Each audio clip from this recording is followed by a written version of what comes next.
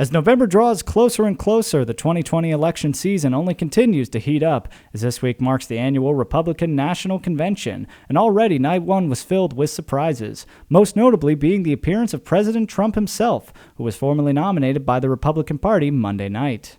That night also saw speeches from the likes of South Carolina Senator Tim Scott, Donald Trump Jr., and girlfriend Kimberly Guilfoyle, who used their speeches to target the economy as well as the Democratic Party, referring to them as socialists. Senator Tim Scott going as far as saying that Biden would turn our country into a socialist utopia.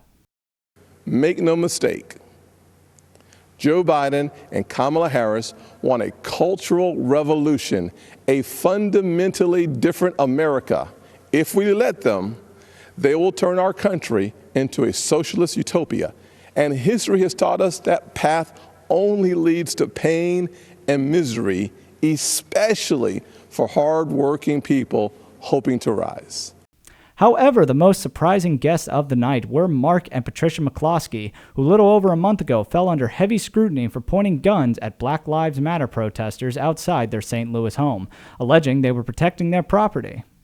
Tuesday continued with more appearances from President Trump, mainly pre-recorded events held at the White House, like the pardoning of John Ponder, who is the founder of Hope for Prisoners, just hours before he was set to make an appearance at the convention.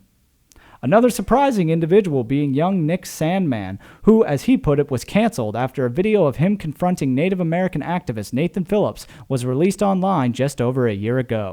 Tuesday also included speeches from the Trump family, Tiffany and Eric Trump, each of them touching on similar themes of media bias and censorship. But it was First Lady Melania Trump who stood out with her speech directed at those who have been affected by the ongoing COVID-19 pandemic, as well as the police brutality and racial injustices in our country, this coming just days after the officer-involved shooting of Jacob Blake at the hands of Wisconsin police. Our diverse and storied history is what makes our country strong, and yet we still have so much to learn from one another. With that in mind, I like to call on the citizens of this country to take a moment, pause, and look at things from all perspectives. I urge people to come together in a civil manner so we can work and live up to our standard American ideals.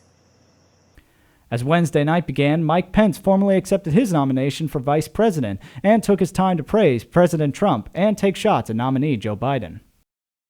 But as President Trump said, where Joe Biden sees American darkness, we see American greatness.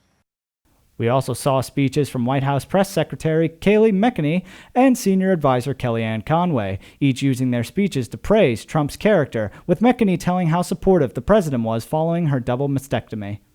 As of right now, one more night remains of the Republican National Convention. We are expecting speeches from the likes of Mitch McConnell, Ben Carson, Rudy Giuliani, and Ivanka Trump, as well as President Trump himself. And it will be quite interesting how these 4 nights affect the results of the election moving forward in the next few months. From SUTV News, I'm Adam Beam.